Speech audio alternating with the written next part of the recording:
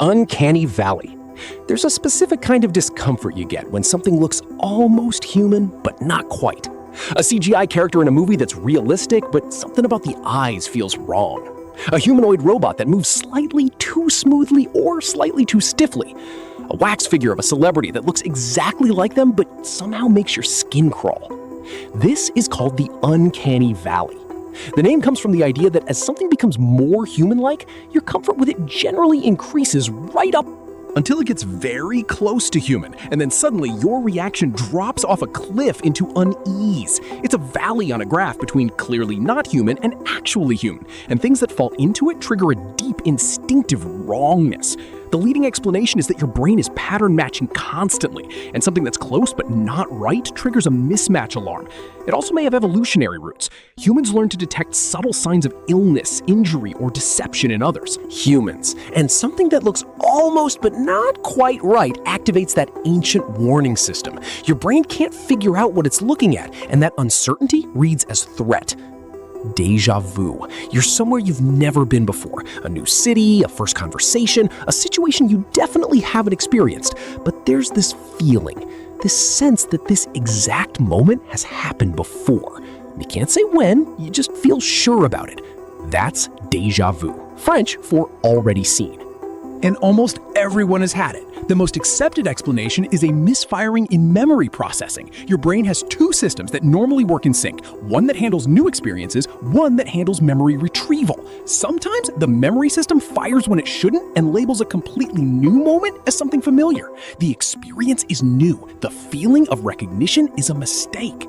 And then there's the flip side, which almost nobody's heard of, Jamais Vu, French for never seen. It's when something you know completely well suddenly feels totally unfamiliar. A word you've written your whole life looks like it's spelled wrong. A route you've driven 100 times feels like somewhere you've never been. It's the same glitch, just in reverse. Your brain calling something familiar new, instead of something new familiar. The Mandela Effect. A lot of people have a clear memory of Nelson Mandela dying in prison in the 1980s.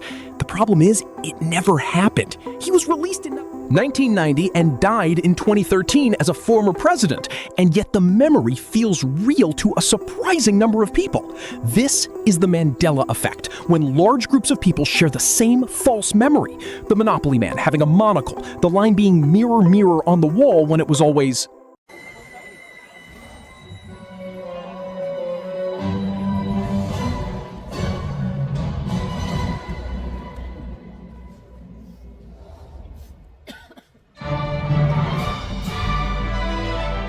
magic mirror on the wall, who is the fairest one of all? Or when Pikachu never, ever had a black tip on his tail. Countless people remember these things the wrong way and remember them confidently. Explanation isn't parallel universes, it's just how memory works. Your brain doesn't record events like a camera, it reconstructs them, filling in gaps using logic and expectation. The Monopoly man wears a top hat and a suit, so of course he has a monocle. That's what that type of character looks like. Except he doesn't. The expectation was so strong that millions of brains filled it in the same way, and now millions of people have the same wrong memory. Shared false memories aren't proof of alternate timelines. They're proof that everyone's memory is less reliable than they think. Derealization. You're going about your day, and then out of nowhere, reality feels slightly wrong. Not in any way you can point to. Everything looks the same, but it feels like you're watching your life through a pane of glass. Like the world around you is a very convincing set, and you're not entirely sure you're actually in it. It's like you've suddenly entered a dream in which you're slightly conscious. This is derealization, and it's more common than most people realize. It usually shows up during periods of stress, exhaustion, or anxiety, and can last anywhere from a few seconds to several hours. There's another version called depersonalization, where instead of the world feeling unreal, you feel unreal, like you're watching yourself from outside your own body, yet you feel like a stranger to this body and mind. Both are generally the brain's stress response doing something unhelpful. When things feel overwhelming, the brain sometimes dials down the intensity of your experience as a kind of buffer.